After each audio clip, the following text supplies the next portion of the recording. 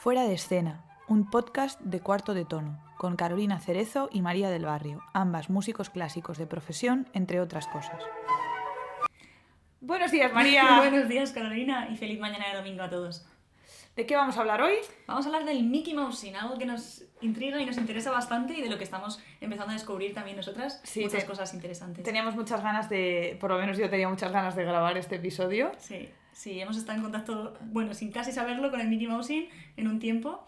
Porque, durante el confinamiento yo estuve haciendo unas grabaciones con unos cortos de animación y Carolina me dijo, oye, ¿tú sabes que esto se llama Mickey Mousing? Y desde marzo hasta ahora, pues ha dado todo un salto y aquí estamos hablando de esto. Ha habido un proceso. No era exactamente Mickey Mousing, ahora veremos por qué, lo que estaba haciendo María, pero bueno, pues empezar dando una definición, ¿no? El Mickey Mousing es una técnica que utilizó fundamentalmente Disney durante la década de los años 30, años 40 y se desarrolló en paralelo y de ahí toma el nombre pues, de la mítica figura de Mickey Mouse, el personaje de animación con el que todos hemos crecido, y consistía fundamentalmente en que la música imitaba de manera sincronizada todos los movimientos o todos los movimientos posibles del dibujo animado, es decir, todo lo que el dibujo animado estaba haciendo, si algo corría, se movía, se caían objetos.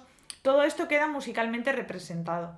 Es importante decir que no busca el realismo de representar cómo suena cierto objeto cayendo. Eso es otra técnica. Eso es otra técnica, sí, que hablaremos en el futuro. Llamada Foley, sí. Pero la idea es dar justamente un contexto musical y una interpretación musical que permita al espectador identificarse con esos movimientos y permita al compositor a su vez crear una pieza homogénea o incluso ahora veremos tomar una pieza preexistente para emplearla en esos dibujos, ¿no?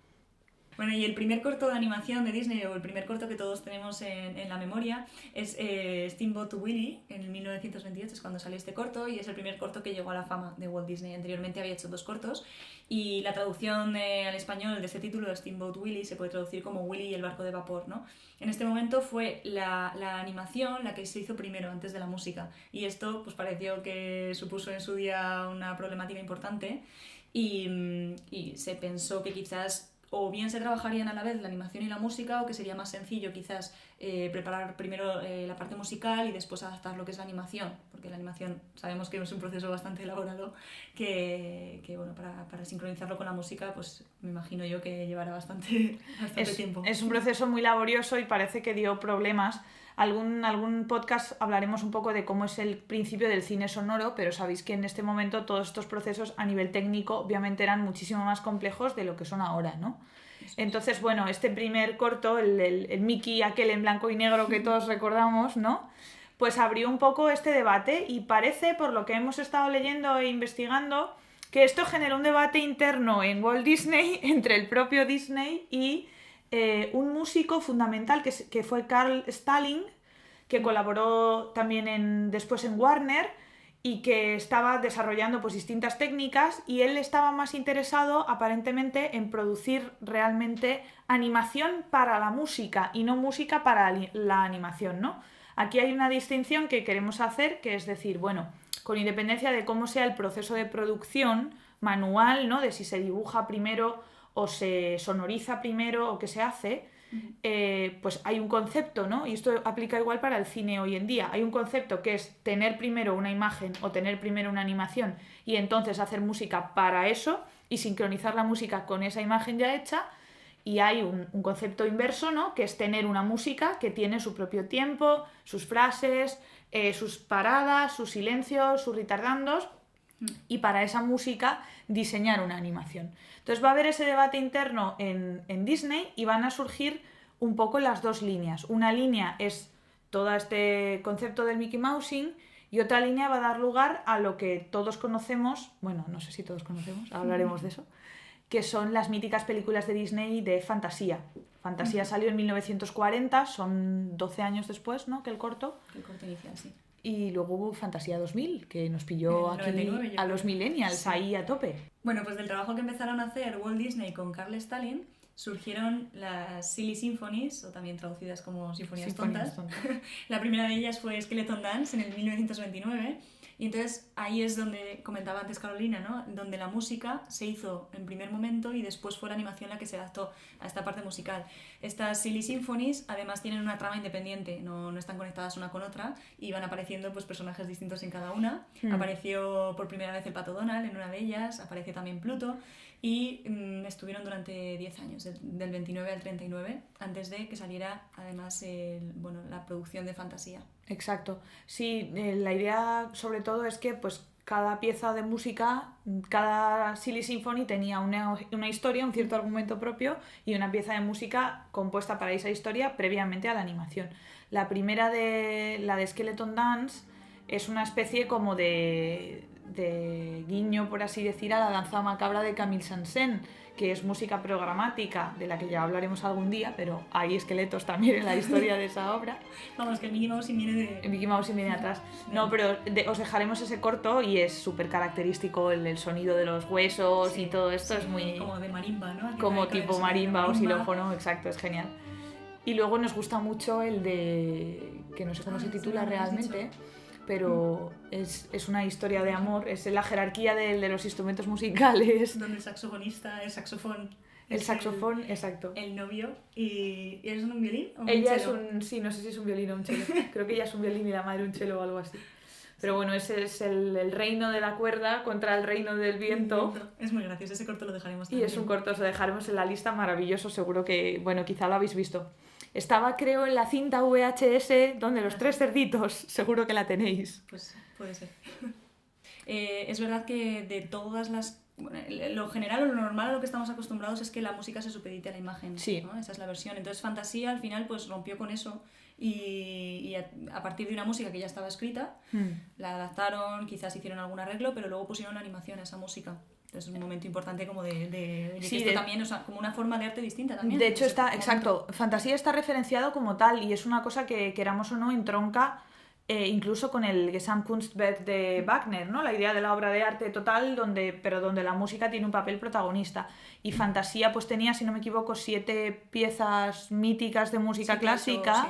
Empezaba con El aprendiz de brujo, todos recordaréis a Mickey y el aprendiz de brujo. Mickey era el aprendiz de brujo, ¿no? Claro, exacto, con todas las escobas. Hechizar la escoba y luego que escena más ya hemos estado hablando, bueno, porque parece ser que María al principio solo recordaba El aprendiz de brujo.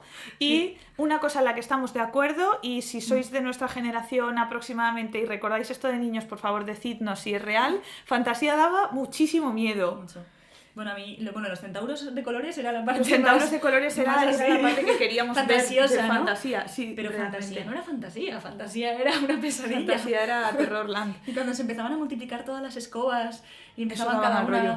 Bueno, es que era incontrolable. Pero a mí, yo lo que más miedo, y esto lo recuerdo totalmente, era el número final que es Noche en el Monte Pelado. Y entonces ahí había unas partes, ya no me acuerdo, o sea, la música, pues recuerdo que hubiera percusión y tal, pero pues la parte que llegaba al monte había como un bicho negro, lo recuerdo. Eso se expandía por el pueblo. De repente, o sea, daba un miedo. Las sombras se iban repartiendo por las calles, si no recuerdo mal, como que tengo algunos recuerdos así oscuros de esas. Eso daba muchísimo miedo. Pues curiosamente, a mí me parece una manera muy bonita, y además, de hecho, hoy que lo hemos estado hablando para grabar el podcast y demás, y he estado yo como recordándolo. Y como niño, tú vivías, al final son piezas de música clásica relativamente complejas que al tener una animación que contaba una historia de alguna manera, pues era un gran refuerzo para la escucha de eso. Para asimilarlas mejor. Claro, y justamente eran unas historias muchísimo más vividas, que es lo mismo que sucede un poco en el Mickey Mouse. El tú tener la música hacía que te metieras completamente en esa historia y multiplicaba de alguna manera Claro, hace más realista todo. Tu experiencia. Sí, lo engancha mucho mejor. Y yo como músico nos planteábamos ahora cómo se podría hacer esto en el 1940, bueno, incluso anteriormente con el primer corto en el 28, porque claro, lo que es el flick track, lo que ahora se utiliza que a la hora de coordinar la imagen con la música, utilizamos pues un sistema que te va marcando como el pulso. Normalmente ahora el director, si es un grupo grande, pues lleva unos auriculares donde le están lanzando, si es una pista digital, la que sea, tanto si hay electrónica previa como si solo es imagen, pues una banda sonora donde lo único que se escucha pues son unas pulsaciones para establecer ciertos momentos sincrónicos con la música. Incluso ahora mismo es muy fácil pues que tú tengas en el atril, por ejemplo, un iPad donde estés viendo la imagen y escuchándola con tu sincronización, y puedes estar dirigiendo mientras tanto y todo va, ¿no? Para que... Y al final tú estás pendiente, como director, estás pendiente del sonido del clic que tienes todo el rato y no estás tan pendiente de la imagen como creo que en su día se hacía. En su día el director tenía la responsabilidad de ir viendo lo que estaba pasando en la animación y además saber la música que tenía, y mediante, lo leíamos ahora, mediante la lógica, que son las indicaciones que en una partitura nos aparecen de pues ahora va a ir más rápido, ahora se va a ralentizar una parte. Esas indicaciones las tenía que ir controlando el director para, mientras estaba pasando la animación, él saber a qué velocidad dirigir a sus músicos, ¿no? Por lo que hemos investigado, esto efectivamente se desarrolló. Fijaos que todas estas innovaciones técnicas, que son increíbles realmente, se fueron desarrollando en los estudios de animación, ¿no? Lo cual me parece fascinante. Y por lo visto fue Scott Bradley, otro compositor que luego trabajaría en todos los cortos de Tom y Jerry, que son también una maravilla. De hecho, hemos visto que en algunos sitios el Mickey Mousing a posteriori también se referenció como Jerry Mousing. Y Scott Bradley pues diseñó esta técnica de click track que más tarde Max Steiner aplicaría al cine de imagen real. Y en este caso lo que hacían es que la película era físicamente una película, un rollo de película, y hacían una serie de perforaciones de forma que al ser proyectada emitía un chasquido homogéneo según la pauta que el compositor quisiera. Normal, o sea, ahora el click track nosotros lo podemos hacer con cualquier programa de edición, y si queremos que suene un beat por cada compás, por así decir, o un beat por pulso, se pueden hacer los cambios de compás, todo lo que la música tenga. Pero tal y como comenzó, físicamente en lo que era el rollo de película se hacían unas perforaciones para que al reproducirlas sonaran esos puntos sincrónicos que quería el compositor y se pudieran tomar como orientación. Pero era un proceso en inicio bastante rudimentario y analógico como todos estos procesos. Qué curioso. Bueno, pues quizá ahora lo que podemos hacer es, si te parece, María, explicar algunas pinceladas de elementos musicales que son muy típicos del Mickey Mousing, para que podáis, bueno, pues quizá cuando veáis, os dejaremos también en la lista de reproducción cortos y que seguro que habéis visto y que vais a relacionar inmediatamente. Para recordar. Para recordar. Pues que tengáis un poco ideas de nociones musicales de qué está pasando. Hablábamos de algunos, incluso nosotros visualizando de nuevo todos estos cortos. Una técnica muy utilizada son los glissandos. Los glissandos es pues, ir por cuartos de tono o por distancias más pequeñas de notas, que ya hablábamos en otro podcast, ¿no? Bueno, a lo mejor lo estoy explicando yo un poco así no, bueno, pero es como hacer distancias muy cortitas entre las notas y una escala hacia arriba o hacia abajo. Más o menos sería esa la representación. Exacto. Sonora. Yo os diría que hacer una línea continua, es decir, si nosotros tenemos dos sonidos, en lugar de cantar esos dos sonidos de manera separada, los unimos. Sí, como el afilador.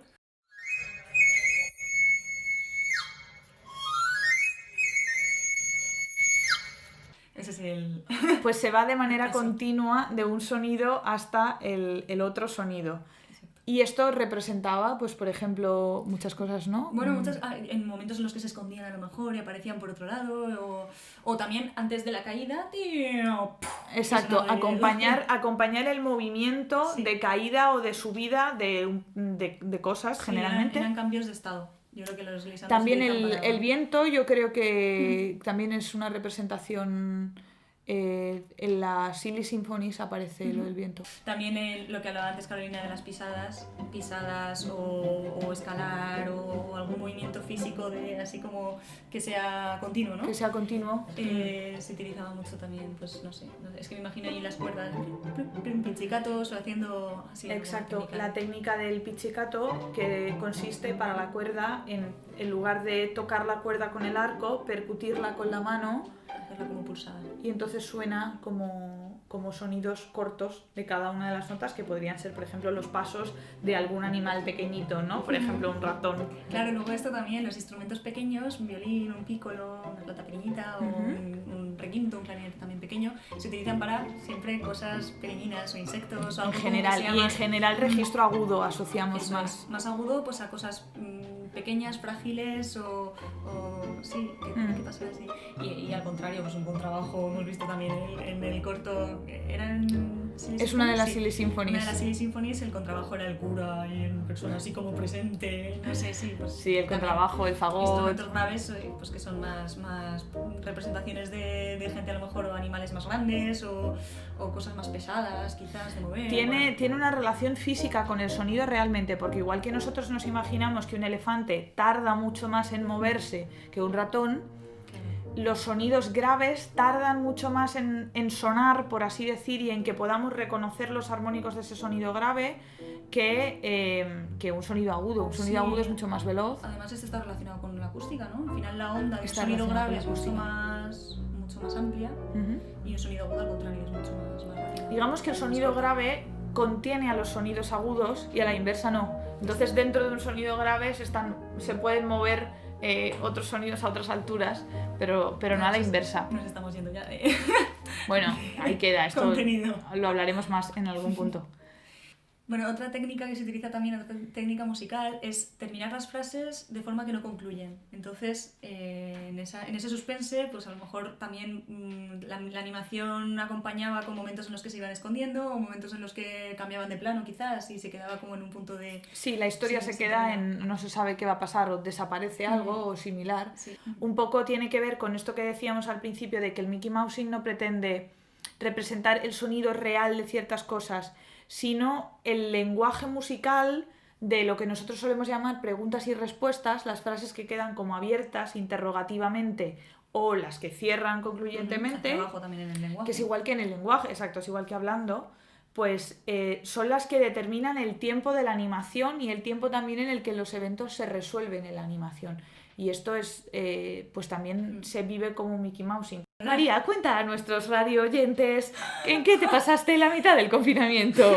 Bueno, la mitad no. Un poquillo de confinamiento. Por ahí estuve en el confinamiento entretenida pues, con las fantasías de Telemann, unas fantasías originalmente escritas para violín, que hay un arreglo para flauta también, y entonces me dio por recuperarlas musicalmente hablando, y luego dije, pues a lo mejor esto puede cuadrar, porque yo también a lo mejor estaba en ese momento investigando o viendo distintos cortos de animación, y entonces pues me dio por pensar cortos de animación que me iba encontrando, cómo los podría adaptar a estas fantasías, que son 12. Entonces pues iba pensando, pues la primera, en función de cómo va la trama y todo esto de la animación, lo podría meter también en... La idea sobre todo era no variar nada de la parte musical, sino al contrario, y tampoco de la animación, ¿no? Pero lo primero que yo pensaba era la parte musical.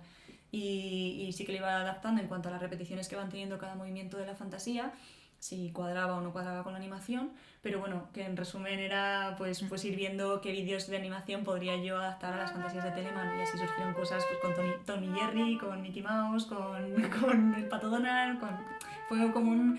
Pues igual que otras personas en distintos aspectos han vuelto a la infancia, para mí en este momento de confinamiento fue en este aspecto, ¿no? El recordar todos estos cortos y ir viendo cómo los podía adaptar yo con la interpretación también de las fantasías. Claro, en este proceso, os dejaremos también algún vídeo por si lo queréis ver, daos cuenta que las dos cosas eran preexistentes, tanto la pieza de Telemann como el vídeo, y eso da lugar a que no siempre coincide el mood, por así decir, de lo que está pasando en el vídeo con lo que viene en la fantasía, pero porque eso no ha sido pretrabajado. Pero siempre hay muchas cosas que coinciden. Hay una cosa que podéis hacer, esto lo hacíamos nosotros en clase de audiovisuales, me acuerdo del primer año que di audiovisuales con Arnau Bataller, que es un compositor ahora mismo muy importante en España de bandas sonoras, y siempre probábamos a hacer la sincronización de cualquier cosa de vídeo con la canción de Angry Birds. Por favor, si queréis, haced esta prueba. No sabéis esta historia. Sí, y hay, porque es un beat, no me acuerdo, pero los beats así entre 80 y 100, ya veréis que lo pongáis con el vídeo, que lo pongáis, hay un montón de cosas que van a caer sincrónicas, es verdad, y os va a encantar. Y hay momentos casuales de, ¡guau! Sí. Si esto parece como si hubiera sido... Fijaos que una cosa que no hemos dicho es que el Mickey Mousing hoy en día está relativamente en desuso, salvo para animación, porque se ha convertido bastante en una caricatura de sí mismo. Esa representación literal, ¿no? En el cine hoy en día no se suele usar porque además habría como un exceso de información. Ya es demasiado, la música se emplea de otras maneras.